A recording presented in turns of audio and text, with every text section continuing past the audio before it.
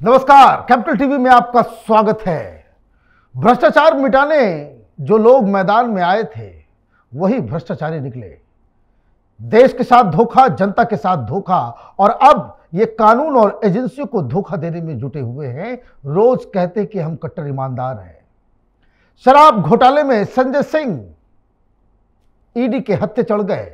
अगला नंबर केजरीवाल का है। लेकिन आज हमारे साथ भारतीय जनता पार्टी के तेज तर्रार और कर्मठ लीडर कपिल मिश्रा है, जिन्होंने वादा किया है कि ऐसा खुलासा करेंगे कि जिससे ईडी, कोर्ट, अरविंद केजरीवाल सब हिल जाएगा। ये सबूत मांग रहे हैं और सबूत लेकर मौजूद है हमारे साथ कपिल मिश्रा साहब। आपका बहुत बहुत स्वागत है। बहुत बहुत आभार मनीष जी। ये बताइए, ये कह रहे हैं कि भाई संजय सिंह के खिलाफ कोई सबूत नहीं है, ये कितना सच है और कितना गलत है? ये तो वो लोग हैं जो कहते थे कि जितेंद्र तोमर के सारे कागज हमने खुद चेक किए हैं और बिल्कुल क्लियर है। कोर्ट से क्या फैसला आया कि एक एक कागज फर्जी था और जितेंद्र तोमर की सदस्यता गई। लॉ मिनिस्टर था इसका, लॉ मिनिस्टर। ये वही लोग हैं जो कहते थे सत्येंद्र जैन ईमानदार है, उसके खिलाफ कोई सबूत नहीं है। आज 1.5 साल हो गया, सुप्रीम कोर्ट ने भी जमानत नहीं दी। ये वही लोग हैं जो विजय नायर को ईमानदार बताते थे। कोर्टों के धक्के खाते खाते चले गए, लेकिन हर कोर्ट ये कह रहा है कि भ्रष्टाचार दिखाई दे रहा है, जमानत नहीं मिलेगी। मनीष सिसोदिया को जमानत नहीं मिल रही है। और संजय सिंह के लिए भी जब ये लोग कहते थे कल 5 दिन की कस्टडी कोर्ट ने दी है, तो इनके ये सारे नारे और इनकी ये लफ्फाजी न्यायालय और कानून के तराजू पे जब तोले जाते हैं तो कहीं टिक नहीं पाते हैं। और संजय सिंह का मामला तो बहुत ही स्पष्ट भ्रष्टाचार का मामला है, ओपन एंड शट केस है, इससे ज़्यादा स्पष्ट हो नहीं सकता। और मुझे लगता है इसीलिए एजेंसीज ने पूरे कॉन्फिडेंस के साथ उनके घर गए और उन्हें उठा के सीधा जेल ले जाने की तैयारी की, क्योंकि संजय सिंह का जो केस है और केजरीवाल के अगर चेहरे की हवाइयाँ उड़ती हुई आप देखें, केजरीवाल की लड़खड़ाती हुई जुबान अगर आप देखें, और बाकी सभी आम आदमी पार्टी के नेताओं के चेहरे की रंगत जो उड़ी हुई है वो दिखाई दे रही है कि सबको पता है कि मोटा चोर पकड़ा गया है। क्या वजह है?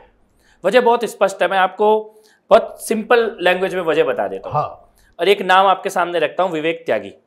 आप गूगल कीजिए संजय सिंह विवेक त्यागी, आपको बहुत सारी तस्वीरें दिखाई देंगी। विवेक त्यागी संजय सिंह का सहायक, संजय सिंह का असिस्टेंट, पिछले 13 साल से संजय सिंह के साथ रह रहा है। अगर आप संजय सिंह के घर जाओगे, घंटी बजाओगे तो दरवाजा विवेक त्यागी खोलेगा, चाहे आप दिन के और रात के किसी भी समय जाएं। संजय सिंह किसी मंच पे अभी भी विवेक त्यागी इनके साथ है? अब तो वो जांच के दायरे में है। जांच के दायरे में? अब वो भागा भागा फिर रहा है। अच्छा, भाग गया है। लेकिन पिछले 13 साल में हर मंच पे, जिस मंच पे संजय सिंह है, पीछे आपको विवेक त्यागी मिलेगा। संजय सिंह आते जाते मिलेंगे तो बैग उठाया हुआ विवेक त्यागी मिलेगा।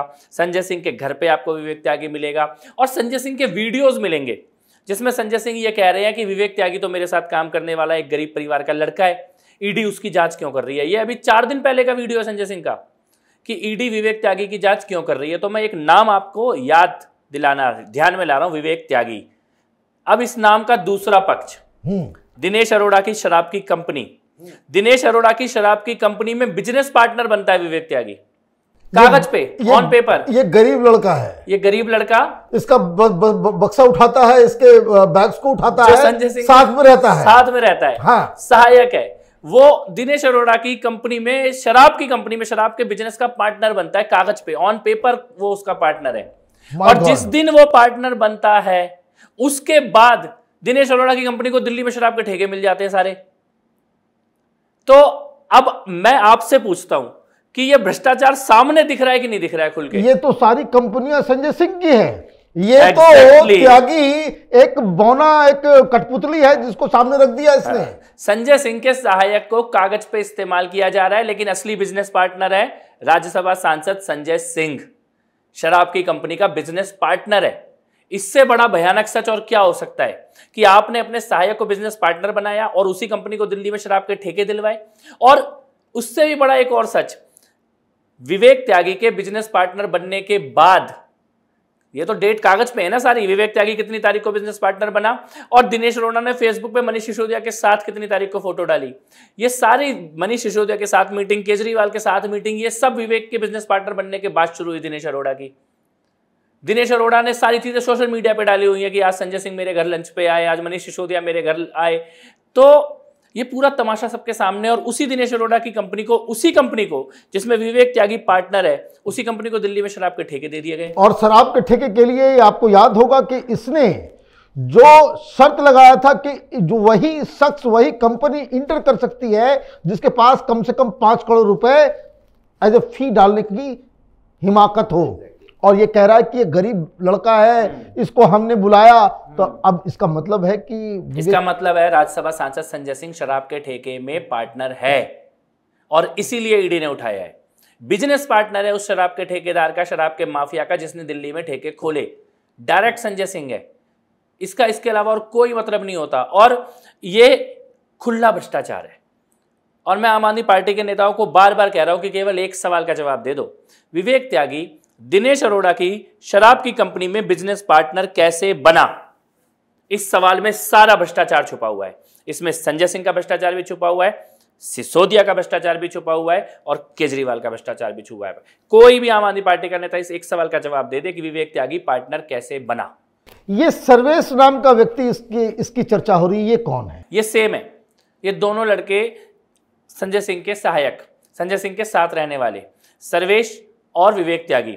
और आपको एक वीडियो है, बड़ा इंटरेस्टिंग वीडियो है, मैं आपको भेजूंगा, आप अपने दर्शकों को भी दिखाना, जिसमें संजय सिंह ये कह रहे हैं कि मोदी जी आप सर्वेश की और विवेक त्यागी की जांच क्यों कर रहे हो? ये तो मेरे साथ काम करने वाले ईमानदार गरीब लड़के हैं, आपकी हिम्मत है तो मेरी जांच करो, आपकी हिम्मत है तो मुझे जेल में डालो। लेकिन ये तार संजय सिंह तक पहुंचे ही सर्वेश और विवेक के माध्यम से है। जब ये सारे काम ये लोग कर रहे थे तो फिर इतना दम्भ भर के इस तरह का बयान देना, इस तरह से क्या ये एलिबाई ढूंढ रहे थे कि आज निकल मैं पकड़ा जाऊंगा, अभी से ही प्रधानमंत्री मोदी को गाली देते रहो? एग्जैक्टली, इनको ये मालूम था कि ये जेल जाने वाले हैं, इनकी चोरी पकड़ी गई है, तो जोर जोर से चिल्लाओ। आम आदमी पार्टी ने एक पॉलिसी बना ली कि जो जितना बड़ा चोर होगा वो उतनी जोर से चिल्लाएगा, और सबसे जोर से चिल्लाने वाला चोर अभी बचा हुआ है अरविंद केजरीवाल।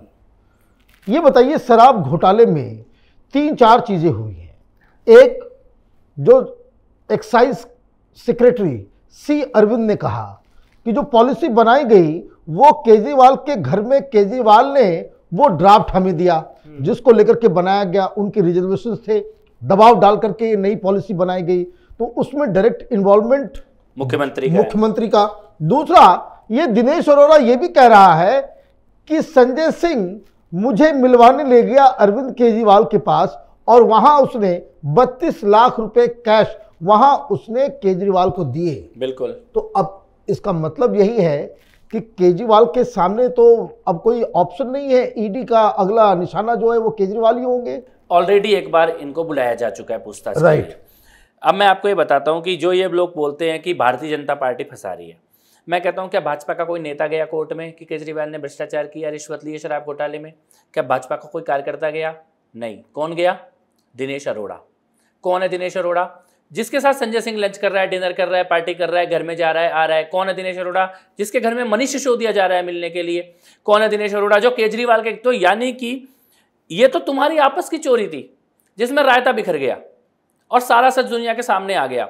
जितने भी गवाह इस केस में हैं सब केजरीवाल के, मनीष सिसोदिया के और संजय सिंह के खास लोग इसमें गवाह है। कोई भारतीय जनता पार्टी का कार्यकर्ता या नेता इस मामले में गवाह नहीं दे रहा, कोई भारतीय जनता पार्टी के लोग जाके यहाँ पे सबूत लेके नहीं आ रहे। ये केजरीवाल के घर से निकले हुए लोग हैं जो ये एविडेंस दे रहे हैं। जहां तक केजरीवाल के इन्वॉल्वमेंट की आपने बात की, दिनेश अरोड़ा की मीटिंग जिसमें दिनेश अरोड़ा कहते हैं कि 32 लाख रुपए दिए, सी अरविंद का स्टेटमेंट जिसमें सी अरविंद कहते हैं कि पॉलिसी ही केजरीवाल ने बना कर दी, अपने घर के अंदर दी। इसके बियॉन्ड भी इसके तार जाते हैं, इसके बियॉन्ड इसके तार जाते हैं कि पैसे की पेमेंट जब की गई, उनमें से एक गवाह ने यह बात स्वीकार की है कि उसने विजय नायर को जब पैसे दिए उससे पहले वीडियो कॉल पे अरविंद केजरीवाल से बात की। वीडियो कॉल का डिजिटल रिकॉर्ड मौजूद है, इनके फोन इन्होंने तोड़े, उसके बाद भी डिजिटल रिकॉर्ड ये खत्म नहीं कर पाए। तीसरी बात जो सबसे इंपॉर्टेंट है कि ये सारा पैसे का जो इस्तेमाल हुआ वो आम आदमी पार्टी के चुनाव प्रचार के लिए इस्तेमाल हुआ। गोवा में आम आदमी पार्टी के लोगों को दिए गए और आम आदमी पार्टी के मुखिया के तौर पर भी अरविंद केजरीवाल की भूमिका वहां पे स्पष्ट दिखाई देती है। तो दिल्ली के मुख्यमंत्री होने के नाते भी और आम आदमी पार्टी का हेड होने के नाते भी केजरीवाल इस पूरे शराब घोटाले के ये जो तार हैं वो शीश महल के दरवाजे तक पहुंचते हैं।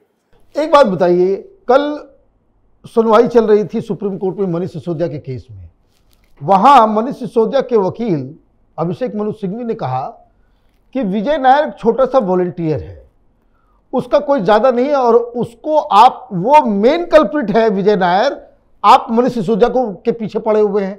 तो क्या विजय नायर एक छोटा मोटा कार्यकर्ता, एक वॉलंटियर है, या फिर उसकी आम आदमी पार्टी में कोई बड़ी पोजीशन थी और केजरीवाल के वो करीब था? विजय नायर पंजाब का सुपर सीएम था जिस वक्त उसको गिरफ्तार किया गया है। विजय नायर ने ही ये सारी मीटिंग कराई है तेलंगाना के ग्रुप के साथ, मनीष सिसोदिया की मीटिंग, केजरीवाल के लोगों की मीटिंग, लोगों को लेकर आना, ये सारा कुछ विजय नायर ने किया है। लेकिन विजय नायर ये सब कुछ कर रहा था केजरीवाल के कहने पर। तो मैं फिर से कहता हूं कि विजय नायर का बहुत इंपॉर्टेंट रोल डेफिनेटली है, और ये मीडिया में सब जानते हैं, ये आम आदमी पार्टी को जानने वाले सब लोग जानते हैं कि विजय नायर सुपर बॉस था। इनफैक्ट मनीष सिसोदिया से ऊपर विजय नायर था, और इनकी फंडिंग, इनका पीछे का मैनेजमेंट सब विजय नायर करता था, लेकिन करता केजरीवाल के इशारे पर था। यानी अगर विजय नायर ने 1 रुपया भी किसी से लिया है तो वो केजरीवाल के कहने पर लिया है, और 1 रुपया भी किसी को दिया है तो वो केजरीवाल के कहने पर दिया है। तो अगर मनीष सिसोदिया के वकील विजय नायर के ऊपर उंगली उठा रहे हैं तो कहीं ना कहीं मनीष सिसोदिया के वकील इस मामले में अरविंद केजरीवाल को खींचने की कोशिश कर रहे हैं, ये तो स्पष्ट है। और ये बताइए, कुछ लोग ये भी कहते हैं कि ये अरविंद केजरीवाल का इतना सगा था कि एक मंत्री के घर में उसको रहने की अनुमति दे दी थी। दिल्ली में मंत्री के घर में ही रुकते थे विजय नायर, पंजाब में मुख्यमंत्री के घर में रुकता था विजय नायर। पंजाब के कौन की पोस्टिंग होगी, कौन सा ट्रांसफर होगा, कौन सी पॉलिसी आएगी, ये सारी जिम्मेदारी विजय नायर की थी। और इनके गोवा की चुनाव की फंडिंग विजय नायर ने हैंडल की है, पंजाब इलेक्शन की फंडिंग विजय नायर ने हैंडल की है। इसीलिए विजय नायर की भूमिका, जो भी आम आदमी पार्टी को थोड़ा सा भी नजदीक से ऑब्जर्व कर रहा है पिछले कुछ सालों से, उसको पता है कि विजय नायर की क्या भूमिका है। मतलब ये तो हार्डकोर क्रिमिनल की तरह अरविंद केजरीवाल ने पूरा ताना बाना बुना है इस भ्रष्टाचार के लिए। बुना भी है और उसमें फंस भी गए हैं। मुझे लगता है कि ये ओवर स्मार्ट बनने की कोशिश, जनता को और कानून व्यवस्था को मूर्ख समझने की कोशिश, और ये समझने की कोशिश कि मैं कुछ भी करूंगा लेकिन मैं बचा रह जाऊंगा, ये अभिमान आज उनके पतन का कारण बना है। आज जिस प्रकार, आप एक बात देखिए कि आम आदमी पार्टी देश की अकेली ऐसी पार्टी है मनीष जी, जिसका विधायक भी चोरी में जेल में है, जिसका मंत्री भी चोरी में जेल में है, जिसका सांसद भी चोरी में जेल में है, और इनके विधायक के, मंत्रियों के और सांसदों के साथ चलने वाले लड़के भी चोरी में जेल में है। ये देश की अकेली ऐसी पार्टी होगी आजादी से लेकर आज तक की, नीचे कार्यकर्ता, विधायक, मंत्री और सांसद सब जेल में है और किसी को जमानत नहीं मिल रही है। इस प्रकार का भ्रष्टाचार आपने देश में कभी नहीं ना देखा होगा और ना सुना होगा। और ये भ्रष्टाचार को खत्म करने के लिए आए थे। आपका बहुत बहुत धन्यवाद। आपने जो खुलासा किया है इस त्यागी को लेकर के, अब उम्मीद है कि ईडी इस त्यागी को ढूंढ के निकालेगी और ये जो संजय सिंह बेनामी कंपनी त्यागी के कंधे पे चला रहे थे, शराब का धंधा कर रहे थे, वो एक्सपोज होगा। आपका बहुत बहुत धन्यवाद। अगर आपको ये वीडियो पसंद आया तो आप इसे लाइक करें, शेयर करें और कैपिटल टीवी को सब्सक्राइब करें। धन्यवाद।